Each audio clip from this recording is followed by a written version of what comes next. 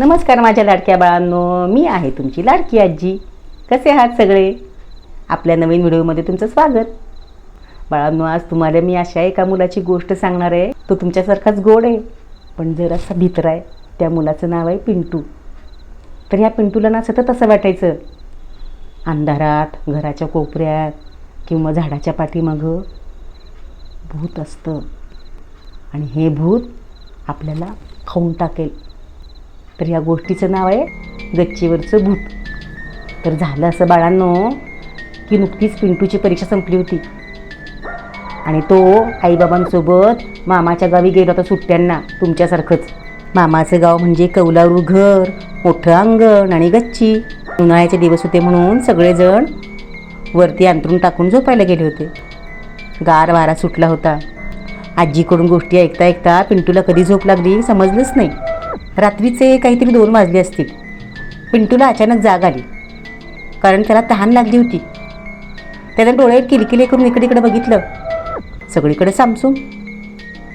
आई, बाबा, लहान पिंकी, मामा, मामी, आजी सगळेजण गाढ झोपले होते. पिंटूने विचार केला, आईला उठवा बघा. पण आई तर खूप दमल्यासारखी वाटत होती. मग त्यानं ठरवलं की आपणच पटकन खाली जाऊन पाणी पिऊन यावं. तो घाबरत उठला. त्याच्या मनात विचार आला, खाली अंधार असेल तर, तिथं कोणी बसलेलं असेल तर.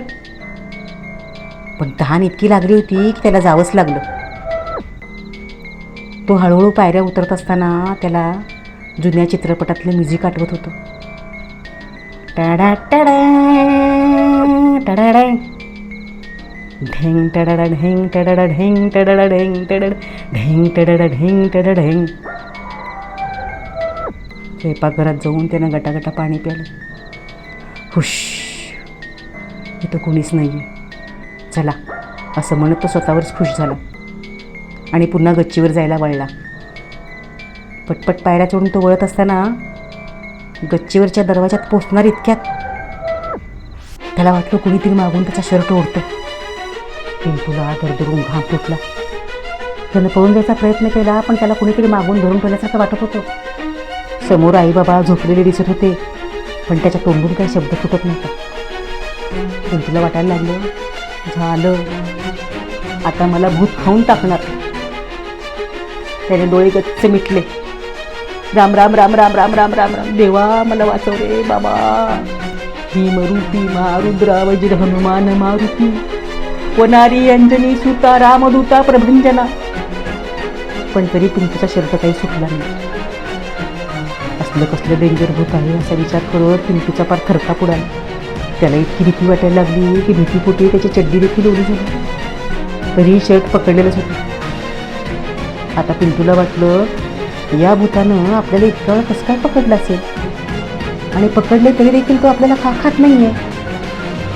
पिंटूनं आपलं धाडस एकवटलं आणि डोळे उघडले. हळूच मान वळून त्यानं मागं पाहिलं आणि त्याला जे दिसलं ते पाहून तो आश्चर्यचकितच झाला. कारण पिंटूचा शर्ट कोणीच पकडलेला नव्हता, तर तो जुन्या लाकडी दरवाजाच्या कडीत अडकलेला होता. हे बघून पिंटूला स्वतःचीच कीव आली. त्यानं कपाळावरच हात मारून घेतला. ज्या वस्तूला तो इतका भूत समजत होता ती तर एक साधी लोखंडी कडी होती. पिंटूनं शांतपणे आपला शर्ट सोडवला. तो पुन्हा खाली आपल्या खोलीत गेला. पण यावेळी खाली जाताना पिंटूच्या मनात कोणतीच भीती नव्हती. पिंटूने आपले ओले झालेले कपडे बदलले आणि तो पुन्हा गच्चीवर आपल्या अंथरुणावर जाऊन पडला, कोणत्याही चिंता आणि भीतीशिवाय. आता त्याला आतापर्यंत घाबरवणारी सगळी भूतं आठवू लागली. एक भूत जे त्यांच्या घरासमोरच्या लाईटच्या खांबावर लटकलेलं असताच त्याला वाटायचं ना ते भूत नसून एक मोठाली पतंग होती, हे त्याच्या लक्षात आलं. आणि त्या दिवशी घरासमोरच्या गच्चीवरून अंधारात पिंटूकडे मोठे मोठे डोळे करून बघणारं ते भूत नव्हतं, तर ती त्याची आवडती काळी पांढरी मनीमिया होती. आणि इतकंच नाही, तर आंब्याच्या झाडावर पानाचा सळसळ आवाज करत पिंटूला घाबरवणारी ती गोष्ट ती भूत नव्हतीच मुळी, तर तासनतास सुंदर गाणं गाऊन पिंटूचं मन रमवणारी कोकिळ तिथं असायची. या सगळ्या गोष्टी आठवल्या आणि पिंटूला स्वतःवरच हसू आलं. आता पिंटू खूप स्ट्रॉंग बनलाय. तो कुणालाच घाबरत नाही.